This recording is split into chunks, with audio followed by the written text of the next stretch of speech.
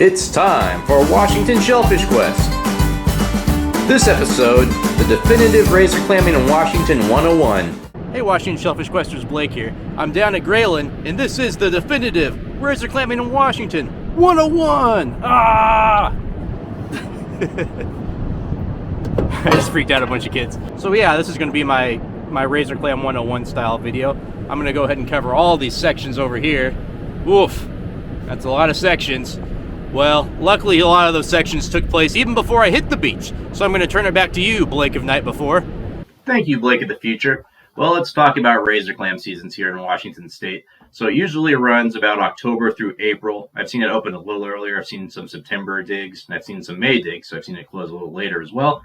But in general, it's a nice, fun thing to do in the fall, in the winter, and the early spring. Now, you can't go out and dig every day. You got to check Fish and Wildlife's website pretty regularly to make sure you know the right days to dig. They will release the tentative dig dates, usually in batches. Then you got to check again to make sure they're a go when it comes closer. And I'll tell you why here in a second. That is because there's basically two things that can close a dig. So maybe the most major, and the reason you have to double check, is marine biotoxins, which I believe is down the page a bit here. Yes, it is. So there we go. It says during certain times of the year, marine biotoxins, yada, yada. However, really, it's any time of the year now. I mean, it used to be associated more with summer back in the day.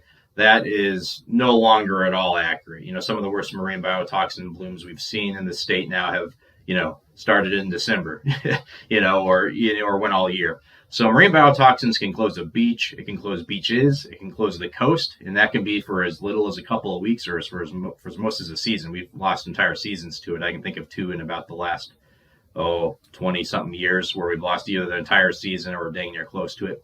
So that's why you got to check again, is that we have a world-class marine biotoxin monitoring program here, and they're out there monitoring all the time. So, they will cancel a dig, like right before if anything's detected. I'm not going to go into marine biotoxins because I did a video strictly about it. It was the only thing I was doing on that video, so I will link to that at the end of this video if you want to learn more about marine biotoxins in Washington State. Then the other thing is just low abundance. So that can affect the season, as you can imagine. We have 5 beaches in Washington State, and Fish and Wildlife goes out with the tribes, and they do the sampling where they put a cylinder in the ground like this that's open-ended, and they pump water into it. It actually makes the clams float up, and they get I don't know if it's by meter or by feet or by acre, but they get a sample size for each beach. That's how they determine the population and how many digs can occur. So it seems to work. Seems to work fine. So that's the things that they use to determine how long the season will be. Of course, always check the website, and the beaches switch. So it's pretty rare that all the beaches are open at one time. Usually it's maybe 2 or 3 beaches are open on any given dig. Sometimes the marine biotoxins will affect an area of the coast, and I've seen seasons where only Long Beach is open, or I've seen the reverse where Long Beach is closed the whole season. So, because of marine biotoxins, one way or the other. So you have to check the website frequently. And speaking of checking the website and regs, let's talk about the regs now. So, like I say, be sure to check the regs yourself, because I could misinterpret regs or misremember stuff or not tell you the right information as much as the next feller. You can get 15 clams. You can't get 15 limits. You only get one limit, but it's 15 clams. So it says returns to 15 because they actually did 20, because we did have bad marine biotoxins last year, and there was such a surplus, of clams on the beaches. They upped the limit to 5, but they had to reduce them to pretty much see the season through the spring digs. So it's back to 15, and for all intents and purposes, 15 clams is all I've ever seen it be, besides that very brief period last year in 2021 when they upped it to 20. Let's see. You have to actively dig. That means you can't dig other people's clams for them or have people dig them for you. I have, that can be a little tough. Hopefully the game wardens are using their best professional judgment there in a friendly way, because I have, I've been out with people with bad backs or kids and that sort of thing. This is one of those things where, don't quote me on this, don't take me to court. But I've gotten clams up into the hole, and as long as the person can get them out of the hole, then I think that's been okay. I've never been called on it, at least, but that is tougher when you're either really little and you're trying to participate and you can't get the clam up, or you are older but you're not technically disabled. So I don't know. I mean, maybe don't listen to me on that. But you do have to be actively participating. I'll tell you that much. You can't just like stand there with your bag and have someone like dump them in for you. You'll get a ticket if you get caught doing that for sure. And speaking of bags, you have to keep them all in your own container. So I don't think you can like have 30 in one bag. So it looks like you might have gotten 30 and the person next to you got none. And then you also have to keep every clam that you dig regardless of condition. And why that is if you dig them up, there's a good chance they won't be able to get back down, especially if they're crushed. So most people, that as I'll cover later in the video, use guns now. And guns, opposed to shovels, you put them down, and if that clam's at a weird angle, you can crack it, which will ruin a lot of the meat, but you've also killed the clam. So that's why they make you keep it. And then the other thing would be people trying to put back ones that are really small. So that's why if you dig up a small one, just move, you have to keep it, but then move down the beach, try to find some bigger pockets of clams.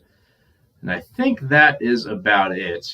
Back in the day, not too far, maybe 15 years ago, we used to have to pin our licenses to us so they were visible. So you'd have to get like a clothespin, and you'd have to have your license on your sleeve or your pant leg or something, so that the game wardens could just, look at the beach with binoculars and then, like probably walk out if they didn't see your license.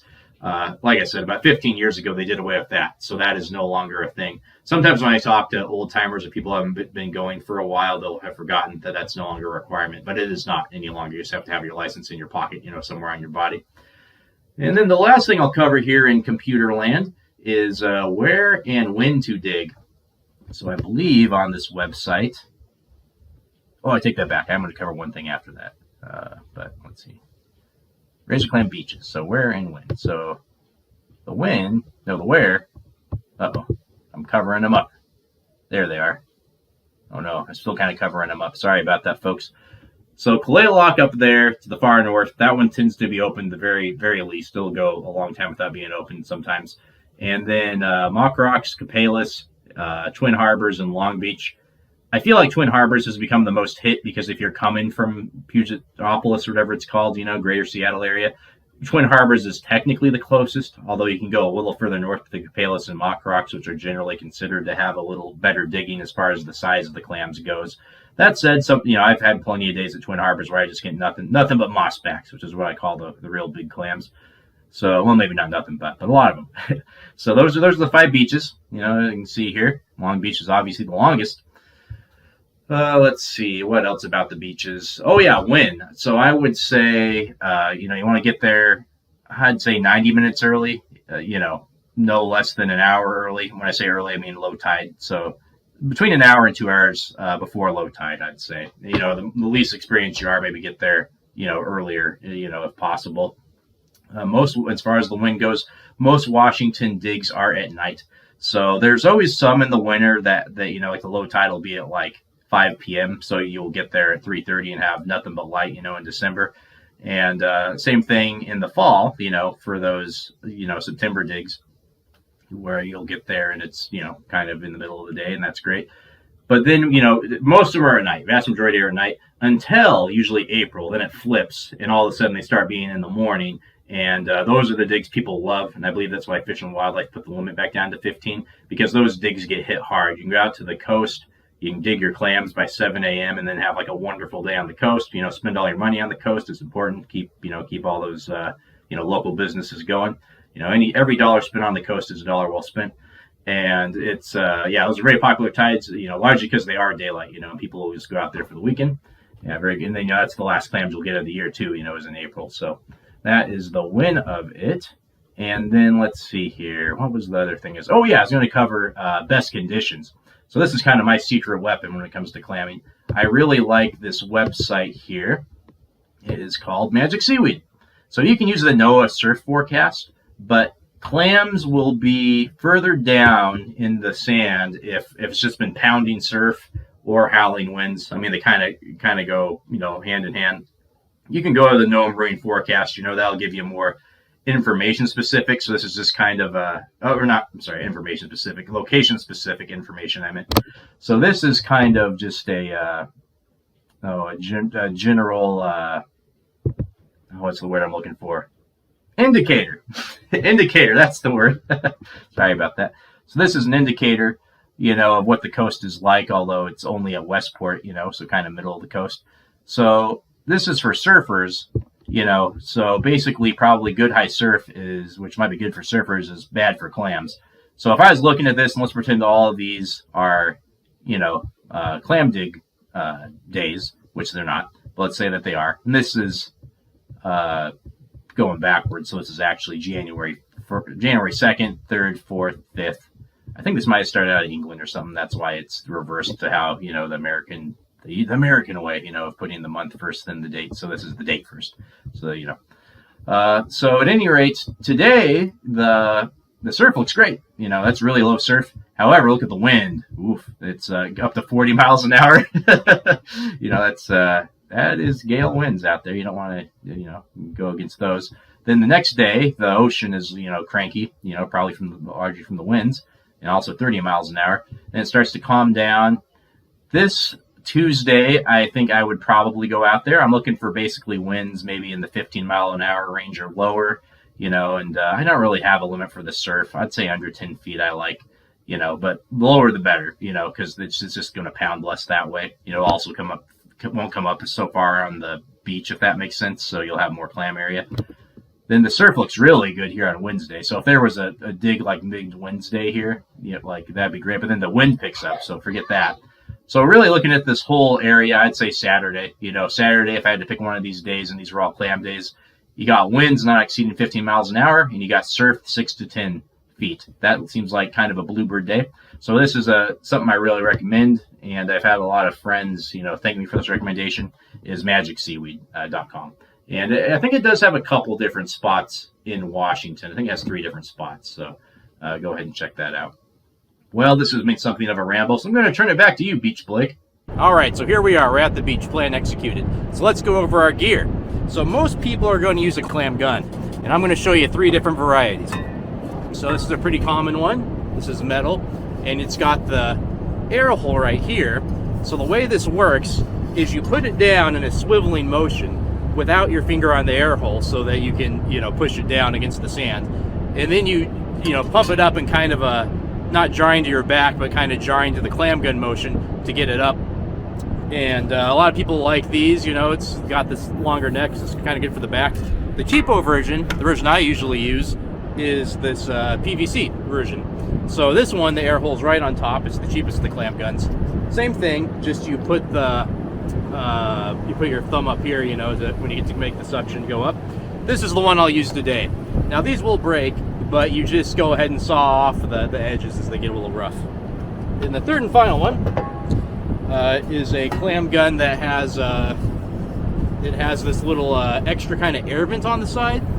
There's a very expensive gun called the Clam Hog that has, like, I think a couple of them. But this is supposed to make it easier, because as you go down, it relieves pressure, you know, as going down the hole. So basically the air kicks up, helps us go down smoother.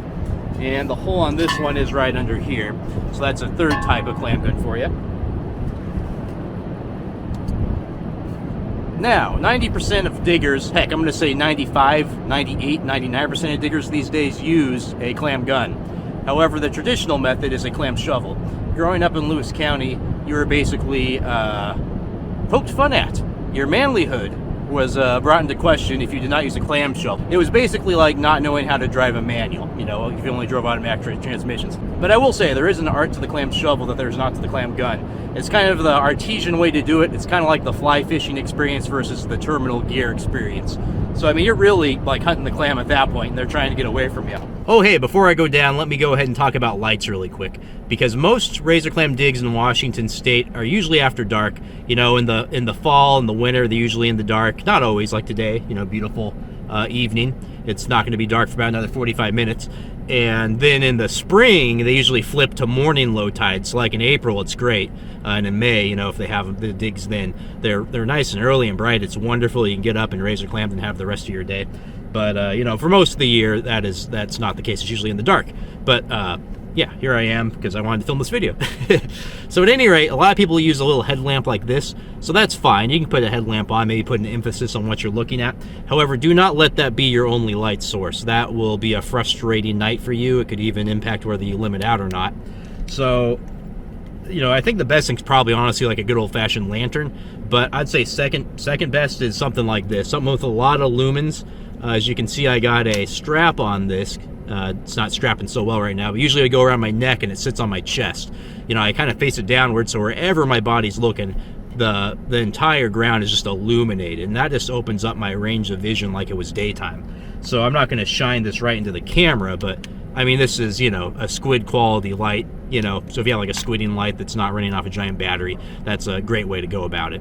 So at any rate, there you go. So like I say, headlamp is okay, but be sure you got something that's packing a lot of juice. I think having it off of your chest or a lantern that lights the whole area is the way to go, because then it's not depending on where your head is, and then you're also not blinding the other clammers as well when you're looking around. Then one thing you definitely don't want to forget either is a clam bag. So something to keep your clams in. This bag here is a good option. They have finer mesh bags too. If you forget one, you can use just like a plastic bag, but they are razor clams and sometimes they will slice through that. so yeah, if you can't, just try to remember a nice bag. I've seen people take like a plastic milk carton too, and you just poke some holes in the bottom so the water can drain out, and just cut like a hole in the top. So that's an option. But yeah, this is nice here. I just keep it around my belt. And then last but certainly not leasty is just a little cooler to take them home. I will go into how to get them home and how to clean them after I get them. All right, so let's talk about the shows. Here is from the Department of Fish and Wildlife, 3 types of common shows there, Obviously the donut holes are wonderful. Maybe I'd add a 4th one just called a pinhole, because opposed to a keyhole, because sometimes if it's tough digging, like even just a little shift in the sand or just the teeniest of holes, you just kind of got to roll the dice on and see if that's a razor clam. Today that's not going to be a problem. It's going to be real good digging. So that shouldn't be an issue. We should just see holes like this. And like I said, then a 4th one I'd add is just when they're necking on the surface when you're in the water. In the first razor clam episode I did about 8 years ago, I had a lot of problems trying to keep my camera dry, so I'm just going to use this chest cam. I'll also set it on the ground to get some shots of me from afar, but it's just going to be voiceover stuff because I just don't want to break my camera again. I think of the beach in 3 quadrants. So, well, I'll say 4 quadrants. So first, there is the quadrant that there is not razor clams in. It's usually about above a like plus 2.5 tide line. You'll see little holes, and if you're a first timer, you might try to dig them. But those are either sand shrimp or worm holes, if it's just like a bunch of little pinpricks by each other.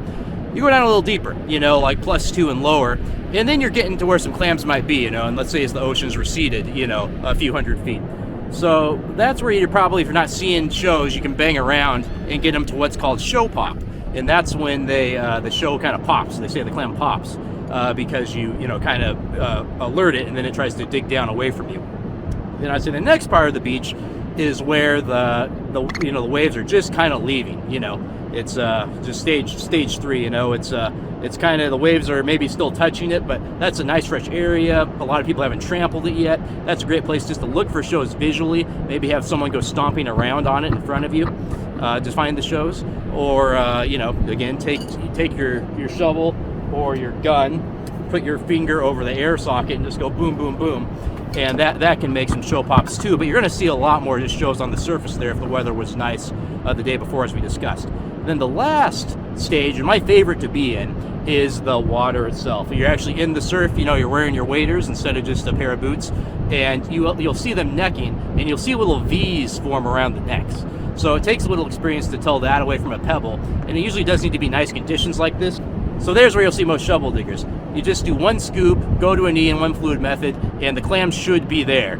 It takes a little practice, but I think if you do put in the time for the shovel, you'll find it's well worth it. I know a lot of people really like the guns, and I get it because it's easy. I like it too. I actually use the gun most of the time, but if you're serious out here slaying them every year, I'd say go ahead and try challenging yourself. Using the gun, you want to put it over the clam shows, you can imagine, with a little more space towards the ocean, because that's the way that their bodies are going to move down, towards the ocean at a slant.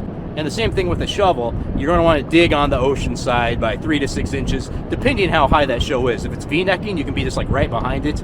If it is not, if it looks a little deeper than maybe 6 inches. All right, I'm back at the truck. I just posed for a dumb thumbnail. Look at that beauty behind me, though. Isn't that something else? It always pays to get out here. Even if the clam was bad, it always pays to get to the coast. At any rate, I was going to tell you about keeping the clams good on the way home. So in my cooler here, I just have an ice pack. You just need one, but you can put one over the top too. Just going to put the clams there. You don't need to take them out of the bag. Now, the biggest mistake you can make, and I think most new clammers make it, or at least a lot of them, is you do not want to put them in salt water or fresh water either, but any kind of water, because what will happen is they will breathe the oxygen out of the water and then suffocate. And then you'll end up with some dead clams. You'll get spoilage. You do not want your clams to die, you know, on the ride home or overnight or anything like that. If you put them on ice like this, I could either keep them in, you know, without water on them. I could either keep them in this overnight because it's cool out and clean them the next day, or I could put them in the fridge in a bowl with a damp washcloth over them and they would keep for a day, you know, or you can just go home and the best things to clean the day of. But, you know, it's getting late. I got work in the morning, so I very well may just wait until the next day. And so that's the way to do that. Do not put them in water. So let's go home and clean these bad boys, and I tell you what, maybe I'll even cook some up for you. How's that sound, eh? All right, so it's the next day now. I'm home. I just got done watching the Seahawks game, so if I start crying during the video, that's why. But so these clams have actually been in my little cooler with just the one ice pack for 28 hours, which is longer than I usually leave them in there. But let's go check now and see how they're doing.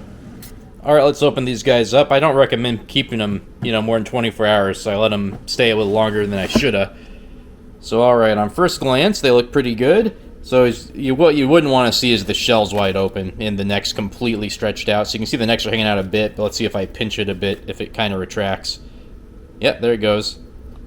Not much, but yeah, definitely alive. It's they're ready to go though. I mean, this is pretty much the ultimate, you know, amount that I want to keep them, you know, on ice and not have them actually, you know, be processed. All right, so step one in cleaning is getting the shells off of them. There's 3 ways to do that. First way involves using a knife, which almost no one ever does anymore. You can, though, if you didn't have boiling water. The second two, which I will now cover, is boiling water. So one way is you dip them into boiling water, you know, and wait till they expire. The shell comes off. They kind of stretch out a bit. And then you immediately dump them in, you know, I usually give them like a little ice bath water sitting by there. And the pro for that is they're certainly dead. The con is that it toughens them up a bit. So if you leave them in boiling water, it makes them tougher than they would have been otherwise. Some people don't really care. Actually, to be totally frank with you, I don't. So I usually do dip them in boiling water. However, I do have friends who only put boiling water on them. They'll either, you know, make their tea kettle hot there, or they will just take a big pot of boiling water and put them in the sink. And that will kill some of them. Some will probably survive. So the benefit there, the pro, is you will have less boiled clams, I guess, if that makes sense. You know, the meat will be more tender. The con is you'll be cleaning them and they'll like tense up on you, you know. They do not have brains, so that's good. You know, I don't know how they feel pain. I'm not a razor clam, but still, you know, I don't know. It kind of does wig me out a bit, so that's why I do just boil them, make sure they're dead. But then I do put them straight into an ice bath just to make sure that they don't keep cooking. All right, so I'm just going to use one clam to demonstrate this because it's just going to make it easier for me and for you.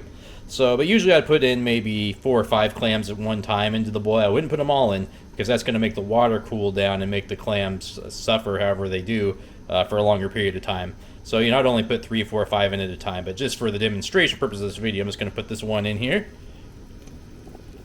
There we go. There we go, shell popped. If you want, you can take the shell off. There it goes, falls right out. Alright, that clam is now ready. It's been in there long enough. I'm just going to drop it into this ice bath here. Easy as that. Alright, there's a couple of variations on cleaning. I think the method I'm about to use is the most common one, though. And it can actually get kind of hard on the back just standing over the sink if you have a couple people's limits to clean.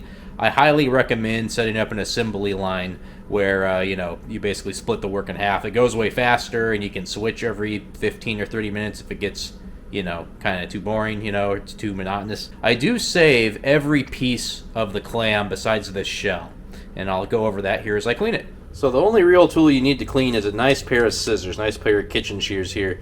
You know, you can use a knife, but the scissors are actually a lot more effective. Alright, I got my razor clam here. So step number 2, one being having the shell off, I cut off the siphon. Now, I like to use these for surf perch bait, so you can cut it just right at the tip. It's about the only inedible part. You probably could eat it, but still, I don't. So you can, if you're going to use it for bait, you might want to cut it a little lower, just to have more to put on the hook. I'll cut it kind of in the middle here. There we go. So that's step 1. And then I actually put that piece in a plastic baggie and put it in the freezer, as I said, for bait later. And then step 2 is the zipper. So I call this colloquially the zipper that goes up the front here. Cut that, And then when you get to the siphon, there's an intake and an outtake valve. So you want to kind of run the scissor along the back of the siphon, you know, without ripping out the other side of it, and cut it up. See if I got it. There we go. I missed it a little, but opened it up with my thumb. So then that opens up the zipper, so it lays flat like that, and that'll lay flat in the pan. Now, if you've ever had razor clams, you can already see the body's kind of laid out how you want. So then next you, step 3 here. Wait, no, that was step 3. Step 3 was that. So step 4 would be cutting the foot off. There we go. Or the digger. The foot's another colloquial term. And you cut this little gut part off just with the scissors off the back. And I save the guts. Oh, I missed a piece. I saved the guts for crab bait, so those go into a different baggie. So I use everything on the razor clam besides the shells themselves, and you can crush them up and throw them in the dirt if you want. But at any rate, there you go. So this is a good. All I got to do is rinse this off. Some people just always keep a little trickle of water going. If you're doing the Simboli line, that makes a lot of sense because you'll be, you know, using it so frequently. So there we go. That body's ready to go. And it's up to you if you want to store your bodies and your diggers together or separately. They're both, people have different preferences on what they like. For instance, I like to take the bodies for chowder and the diggers I fry up. A lot of people like the reverse. They like to do exactly the opposite of that. The diggers are definitely the fattier part, and that's the last step here, is we'll go ahead and clean the digger. Sorry, I lost my step numbers there. You just kind of do the same thing where you want to cut it in half, but you don't go all the way through it. You just kind of butterfly it, I guess is what the term would be, like butterflying a shrimp. And now this is where the turds live. So you just take your thumb, you know, and you got water running on it, and just scrape the turds out.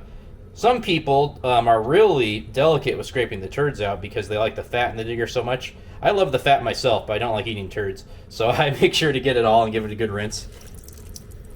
Alright, so there we have it, one cleaned razor clam. So here's the body, and then here is one cleaned digger, or foot, whatever you want to call it. This is my favorite part. A lot of people favor the bodies, though. I just like this because of all the kind of fattiness to it right there. You know, it's really good, especially if you're just going to fry them up. And speaking of which, let me show you a couple of recipes now to close out the video. Alright, I'm going to do a kind of lower brow recipe and then a classy one. Here's the lower brow one. This is Rich Cracker razor clams. It's a lot of people I've seen take credit for this recipe. I'm not sure who actually invented it, but it's caught fire in about the last 15 years. And speaking of catching fire, step 1 is turn your broiler on high. Step 2, make an egg wash.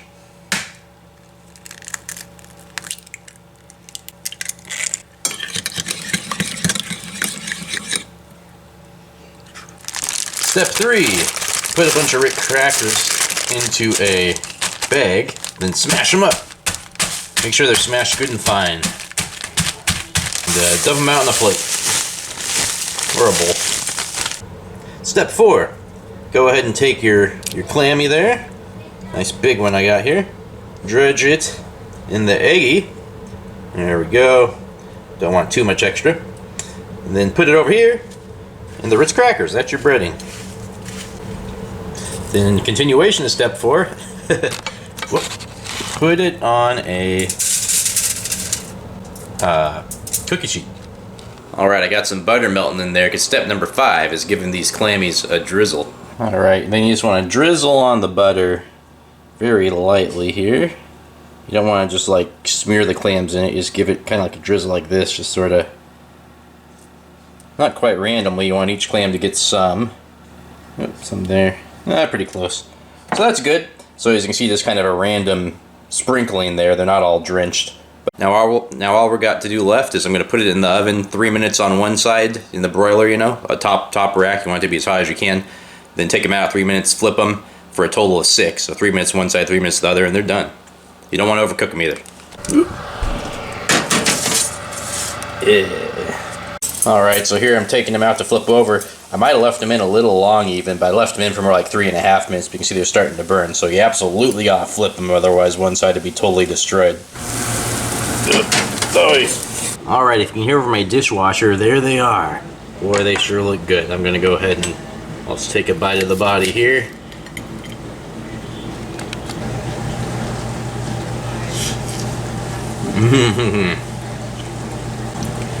So, I cooked them for a tad too long, but still excellent, you know, just as good as if you deep fry them. And, you know, it's Ritz crackers and butter, so how could you go wrong? But that is a great way to, you know, cook up your razor clams if you're not too worried about your health and you just don't want to fry them in oil. Alright, now for the upper crust, the elitist recipe. I'm going to teach you how to make a very simple razor clam fettuccine. However, I don't have any fettuccine noodles. Where are my noodles? There they are. So we're going to go with spaghetti noodles. But hey, at least they're the flat ones. So basically whatever kind of noodles you got. But this is a really good recipe. It knocks my socks off. It's the type of thing that if you're cooking for your spouse and you want to do a great job, or maybe you're taking someone on a date back to your place, really something that will impress whoever. They'll all be impressed, even if they're allergic to clams. So step one, you need to boil some water. I like to put just a little salt in my water. I'm a salty guy. Alright, then I'm going to boil these here noodles for 8 to 10 minutes. I like mine closer to 8, you know. I'm old school. I like to do the stick to the wall test, you know, where you take it out and you flick it on the wall, and as soon as it sticks, it's good and done. So yeah, 8 to 10 minutes on these here noodles. I'm seeing now I should use the bigger pot, but what are you going to do? Alright, while that's boiling all over the stove because my big pot was dirty, what you're going to want to do next is cut up 1.5 cups of razor clams. Now this is a great use for the smaller razor clam bodies. You know, I really like the diggers because they're, you know, a juicier piece of meat. And the bigger bodies I think are good for frying, or for like the Ritz cracker recipe I did. Those smaller bodies this is perfect for, just to dice up and use, you know, with a pasta.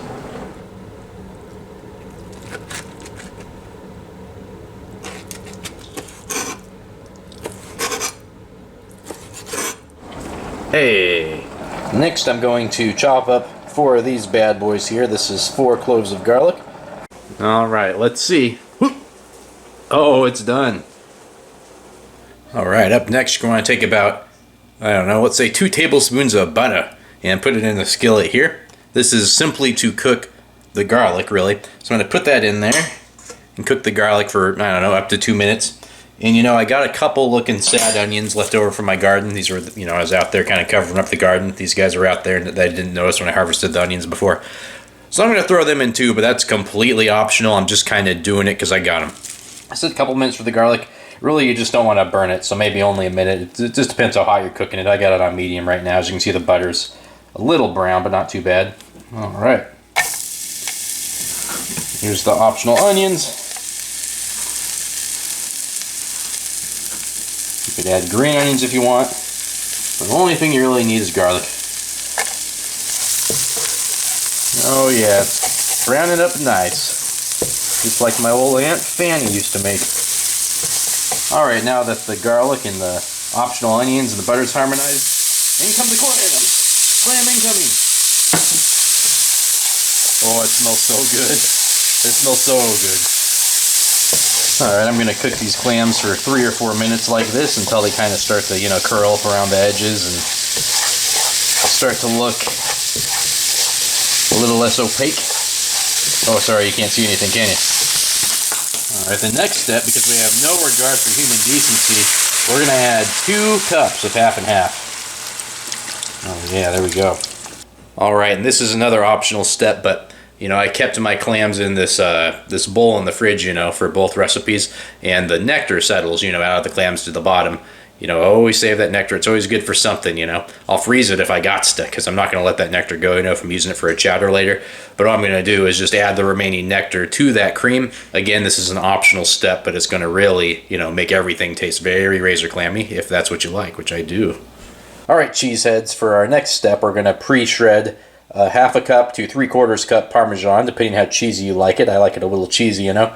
And, you know, I'd say be sure to go with, you know, go ahead and, you know, grate it up now. It tastes so much sharper, you know, than the pre-grated stuff. You know, a pro tip with grating the Parmesan, don't fall asleep while you're grating and then accidentally grind your hand off. That's always embarrassing. All right, we don't want this to boil. We want to keep it kind of like it to simmer at most. And right now we're going to go ahead and add that Parmesan that we pre-shredded earlier. There we go. As you can see, I'm not really Mr. Exact measurements. Blessing and a curse, you know. Make a real good meal, then not know how you did it. So maybe it's just a curse, huh? I'm just going to stir this for a couple of minutes. Looks really good right now. You just want to keep stirring, do not stop, otherwise it might coagulate or burn. I got this on medium. Alright, I've only stirred this for a couple of minutes, it doesn't take long.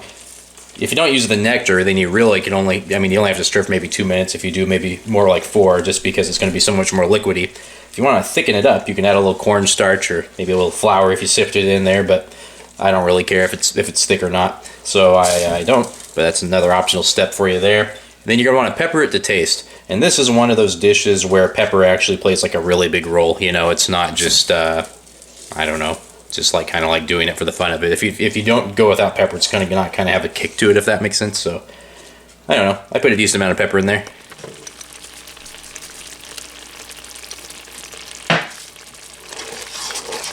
Alright, that's about what it looks like. I got some parsley here, but that's optional. I think I'll probably use it for garnish. And now I'm going to take those noodles and dump them back in here. It's a little boily there, but the stove is off, to be clear. Alright, in you go. Yeah. I did run them through a colander, by the way. Alright. Ooh, I made a lot of noodles. But now I'm going to stir them up, and we'll be about done there. Like I said, then all you got to do if you want to put some garnish on there, like parsley, or maybe top it off with some more Parmesan, then that's the way to go. Serve it with bread, and pretty as you please. Alright, just a little Parmesan-y on top there to finish it off. Look at that. That is just to die for there.